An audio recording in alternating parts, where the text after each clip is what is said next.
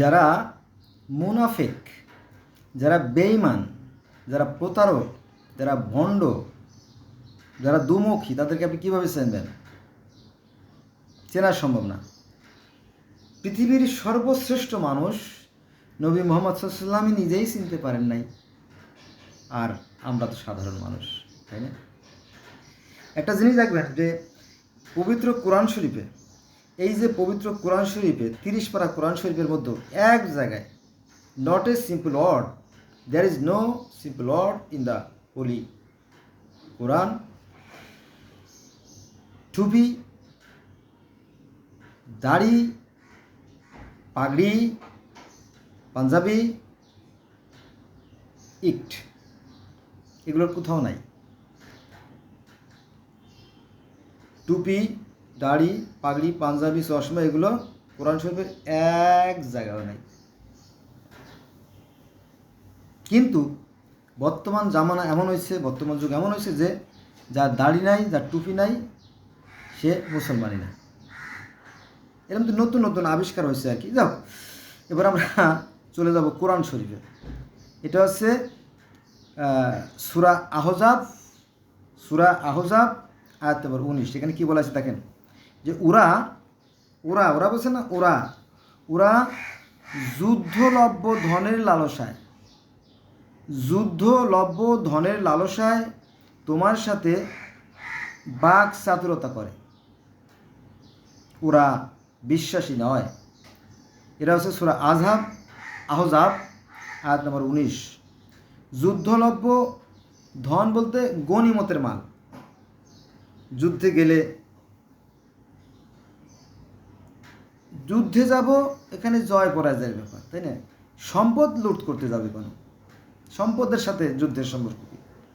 একটা পার্টি, একটা দল, একটা গ্রুপ, একটা সম্প্রদায় অত্যাচারী, অবিচারী, তাদেরকে আমরা কি করব? শায়েস্তা করব, ঠিক না? তো এখানে সম্পদের সাথে কি সম্পর্ক, বা নারীর সাথে কি সম্পর্ক? একটা সম্পর্ক আছে। এখানে মজা আছে, মজা। রাজনীতিতে মজা আছে না? দেখবেন যে রাজনীতি করলে 5 বছর হাজার হাজার কোটি টাকা, তাই না? 5 বছর রাজনীতি করলে পরে আপনার 14 পুরুষ, মানে আপনি মরে যাবেন, তারপরের যে প্রজন্মগুলো আসবে 14 প্রজন্ম, তারা বসে বসে শুয়ে খাবে, ওই সম্পদ আর ফুরাবে না। যুদ্ধ কিন্তু এখনও চলছে। যেমন আমাদের দেশে ওই যে আমাদের বেনজির আহমেদ, উনি ট্যাবের প্রধান ছিলেন, উনি হাজার হাজার কোটি টাকার মালিক, হয়তো বিদেশে গাড়ি বাড়ি হয়তো করে ফেলছে, পুট করে একদিন দেখবেন যে কেটে পড়ছে বিদেশে, উনি আর নাই, হাওয়া হয়ে গেছে। এটা কিন্তু আর কি, যাও, তো ওর সঙ্গে যাবো না। তো ওই কথাই কোরআনে আসছে যে ওরা যুদ্ধলব্ধ ধনের লালসায় তোমাদের সাথে বাক চাতুরতা করে, ওরা বিশ্বাসী নয়।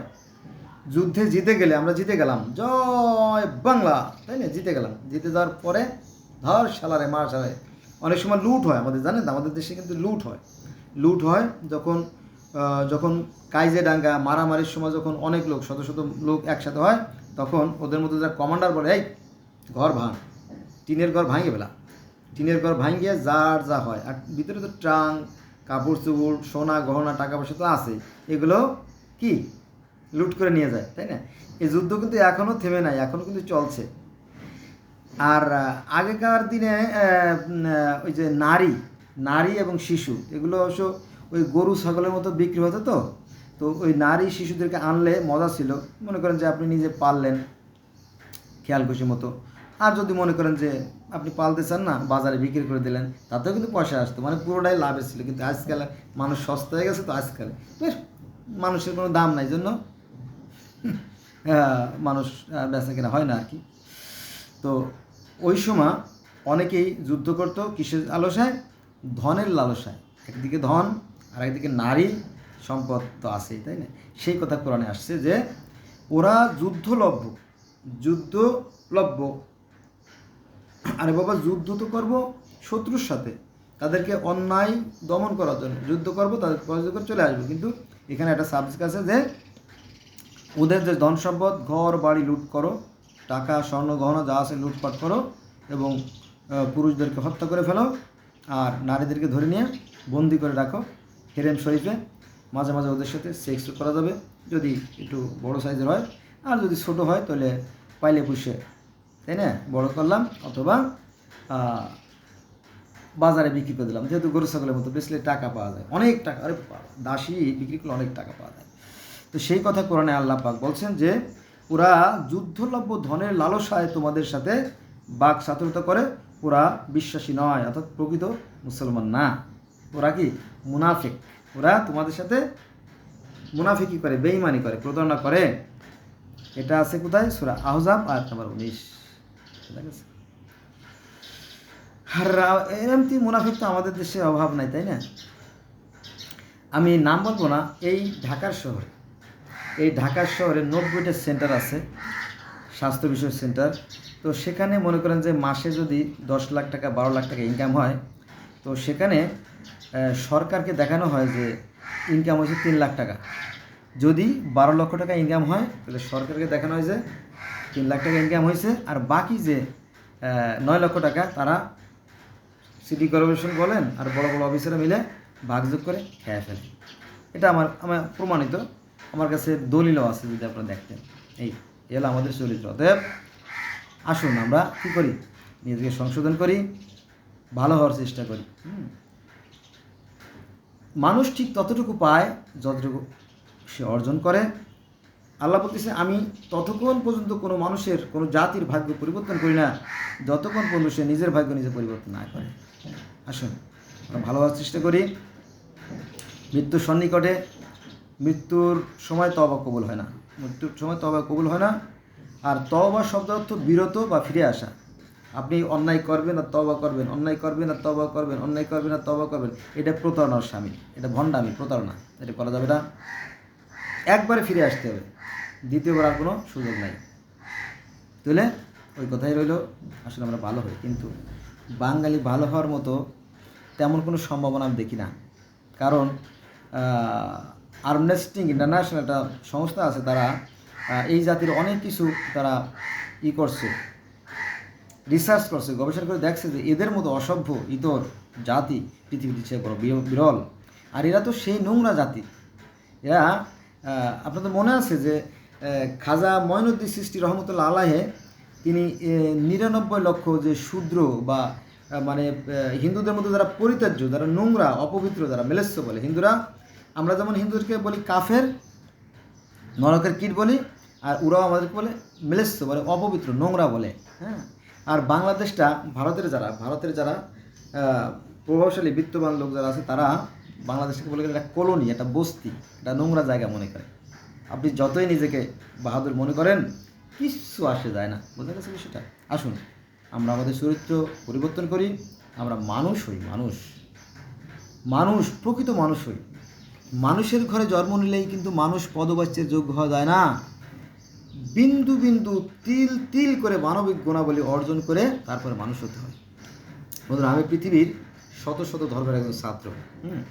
আমি যখন ভিডিও পোস্ট করি বা যখন কোন ফেসবুকে কিছু লেখি, কয় যে শালা তো নাস্তিক, ও শালা তো ইহুদের দালাল, ও শালা তো কী জানি বলে, ফাসেক টাসেক, এরকম তো কী জানি বলে। আমি বলে অর্থ বুঝি না। আরে বাবা, আমি তো একজন মানুষ, আমি একজন সুন্দর মানুষ, আমি ব্যক্তিগতভাবে একজন সুন্দর মানুষ। আমি আজীবন সত্য সুন্দরের সাধনা করে আসছি। আমি মানুষকে ভালোবাসি, সৃষ্টিকে ভালোবাসি। হ্যাঁ, এই ধর্মগুলো ওর যে মৌলিক যে ফাউন্ডেশনগুলো মূলত একে ভাগবিন্ন, তো আমার আলোচনা থেকে জানতে পারলেন। কিন্তু নিজের থেকেই নিজে মন গড়া উক্তি তৈরি করে নিজেই বিভেদ সৃষ্টি করে।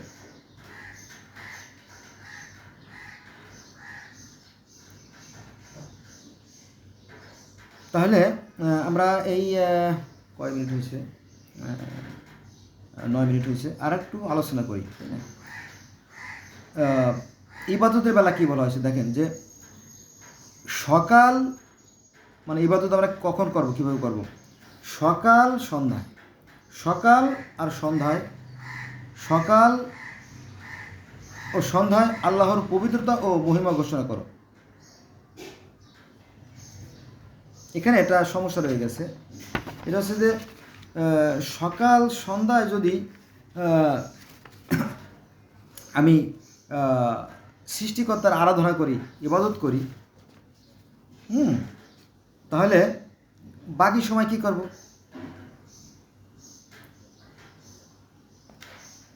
বাকি সময় কাজ করতে হবে। কাজ কে বলছে?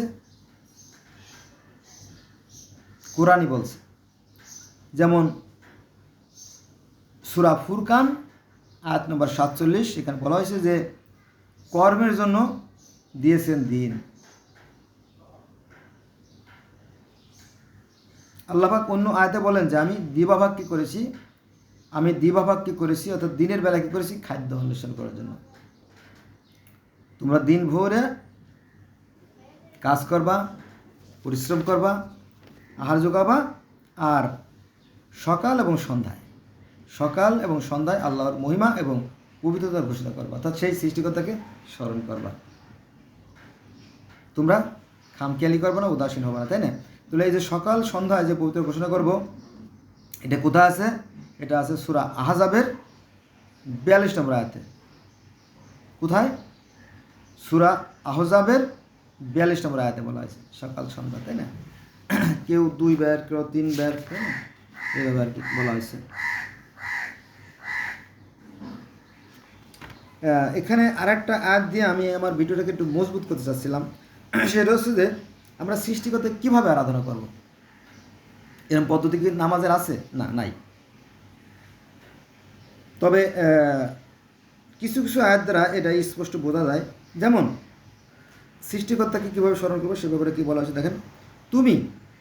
তুমি তোমার রবকে মনে মনে সবিনয় মানে কি? বিনয়ের সহিত, সবিনয়, সভয় মানে কি? ভয়ের সহিত, সভয়ে অনুচ্চ স্বরে, শব্দ করা যাবে না, নীরবে নিভৃতে অনুচ্চ স্বরে সকাল ও বিকেলে স্মরণ করবে এবং তুমি উদাসীন হবে না। তার মানে সকাল বিকেল তো বলা হয়েছে, সকাল বিকেলে বলা হয়েছে। আর রাতে ঘুমানো যাওয়ার আগে রাতের কিছু অংশ আল্লাহ, মানে ঘুমানো যাওয়ার আগে আল্লাহ এই সৃষ্টিকর্তা তুমি আমাকে রক্ষা করো, তাই না? এরকম আর কি, এরকম 3 বার 4 বার কথা পাওয়া যায়, কোনো বর্ণনায় সঠিকভাবে পাওয়া যায় না। তাহলে তুমি তোমার রবকে মনে মনে সবিনয় ও সবয়ে অনুচ্চ স্বরে সকাল বিকেলে স্মরণ করবে এবং তুমি উদাসীন হবে না, হতাশ হবে না, কি আশাহত হবে না। হ্যাঁ, এই কথা বলা হয়েছে। এটা কোথায় আছে? এটা আছে সূরা আরাফ আয়াত নম্বর 205। সূরা আরাফ আয়াত নম্বর 205। বুঝা গেছে? তাহলে আমরা কি জানলাম যে এই যে দিন, এই দিনকে করা হয়েছে কাজের জন্য। কিন্তু আমাদের যে 1,20,000 যে মাদ্রাসা আছে, এখানে কিন্তু কোনো কাজ শেখানো হয় না। ওদেরকে সকালবেলা একটু পড়ায়, ঘুম পড়ানো হয়, বিকেলবেলা খেলাধুলা করে, আবার রাতে কিন্তু পড়ায়, ঘুম পড়ানো হয়, শুধু পড়া আর এসির মধ্যে শুয়ে থাকা। টাকা আসবে কোত্থেকে জানি না। এটা ওই যে শিল্পপতি কোটিপতি যারা আছে ওদেরকে স্বর্গের লোভ দেখাইয়া, জান্নাতের লোভ দেখাইয়া ওই টাকাগুলো নিয়ে এটা কোরআনের বিরুদ্ধে চলে যায়। কোরআন বলছে কি? কর্মের জন্য দেন, কর্মের জন্য দিয়েছেন দিন, কর্মের জন্য দিয়েছেন দিন। এটা কোথায় আছে? সূরা ফুরকান আয়াত নম্বর 47। আরও অনেক জায়গা আছে, তো আমি খুঁজে পাচ্ছি না।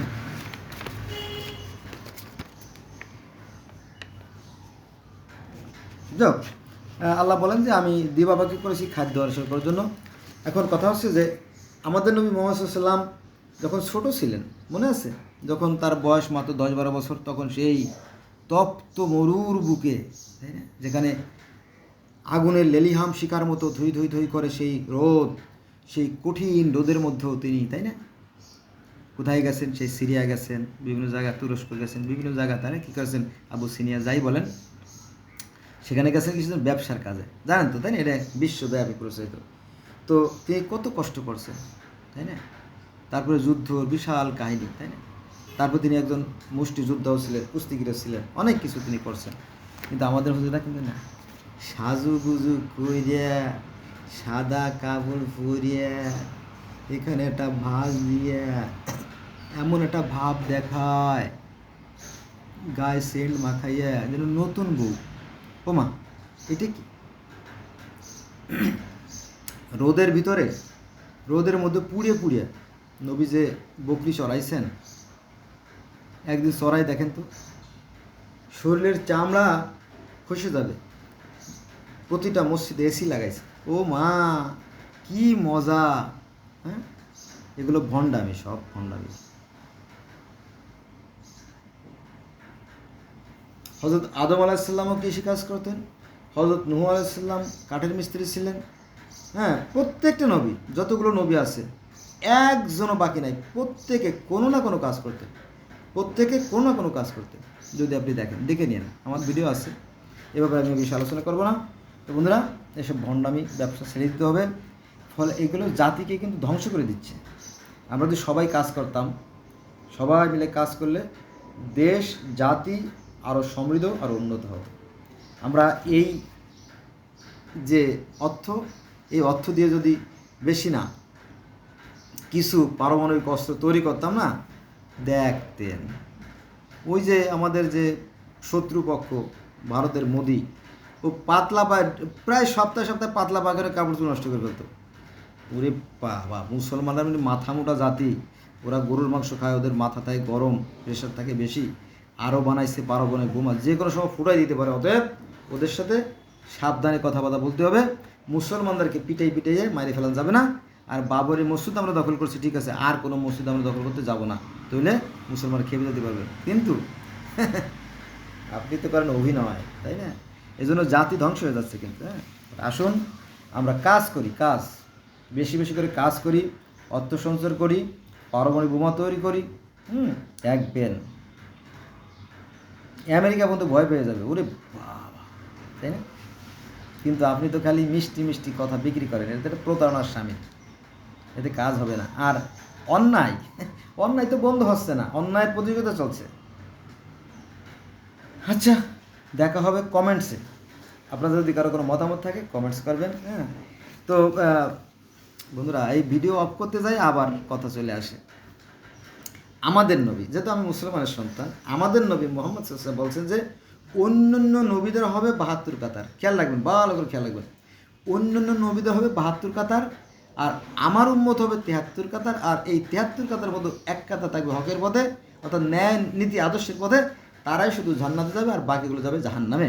এটা একটা সেন্টেন্সের মধ্যে এই কথাগুলো শেষ করে দিয়েছে কে? আমাদের নবী মুহাম্মদ সাল্লাল্লাহু আলাইহি ওয়াসাল্লাম। It is not a simple matter. Think deeply about it. গভীরভাবে চিন্তা করেন এই বিষয়টা। কার কথা? নবী মুহাম্মদ সাল্লাল্লাহু আলাইহি ওয়াসাল্লামের কথা। আচ্ছা, আল্লাহ বলতেছে কাল কিয়ামতের ময়দানে কিছু মানুষের আমলনামা তার মুখ বরাবর ছিঁড়ে ফেলে দেবে, ওই আমলে কোনো কাজে আসবে না। কারা তারা? যারা অন্যের হক নষ্ট করছে। কিন্তু অন্যের হক নষ্ট করে নাই এমন লোকেরই তো অভাব, সবই তো দুর্নীতিবাজ। আচ্ছা, এবার আসেন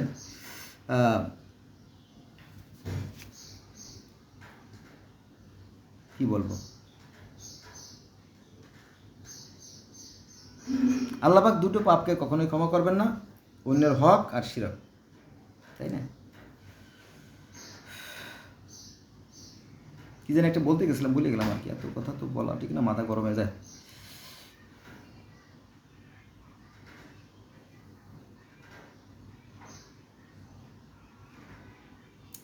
আচ্ছা, শেষ করতে যাওয়ার শেষ হয় না। আরেকটা গুরুত্বপূর্ণ আয়াত বলি, সেটা হচ্ছে যে পূর্বে পূর্বে এর আগে আর কি, পূর্বে যারা অতীত হয়ে গেছে তাদের জন্য এই বিধান ছিল না, এই বিধানই ছিল।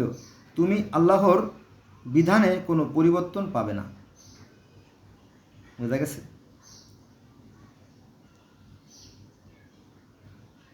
একই, আপনি যদি দেখতেন। ধন্যবাদ সবাই, আমার অন্য ভিডিওগুলো দেখেন, অনুরোধ রইল। আমি এটা নিয়ে আরেকটা আলোচনা করব।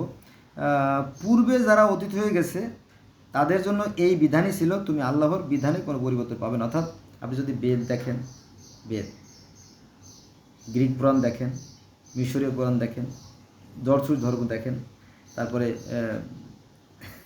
ওই যে চীনের যে ধর্মগুলো আছে সেখানে দেখেন, তারপরে আফ্রিকার যে ধর্মগুলো আছে, আমেরিকার যে ধর্মগুলো আছে, দেখবেন সব জায়গায় একই কথা লেখা, এক একই ধরনের কথা। কিন্তু আমরা কী করি জানেন, ধার্মিকতার অহংকারের কারণে, হিংসার কারণে আমরা অন্য ধর্মগুলো জানতে চাই না। বোঝা গেছে সমস্যাটা এখানে। কিন্তু আমি সেরকম তো বান্দা নই। আমি পৃথিবীর বিভিন্ন ধর্মের ছাত্র। আমি সমস্ত মানুষকে সমানভাবে দেখি এবং সবাইকে আমি ভালোবাসি। এবং আমি আমার বন্ধুদেরকে বলবো, আসুন আমরা মানুষই, প্রকৃত মানুষই। মানুষ শিশু জন্ম নেওয়ার পরে, মানুষ শিশু কিন্তু মানুষ শিশু হিসেবে জন্ম নেয়। পরে যখন জন্ম নেওয়ার পরে তার মন্ত্র পড়ে পড়ে তার কানে ফু দেওয়া হয়, ফু দিয়ে তার বিভিন্ন ধর্মে ধর্মান্তরিত করা হয়। বুঝছেন? এইগুলো আর কি, এটা প্রতারণামূলক ব্যবসা। যাক, আল্লাহ আমাদের সবাইকে হেফাজত করুক। আল্লাহ হাফিজ।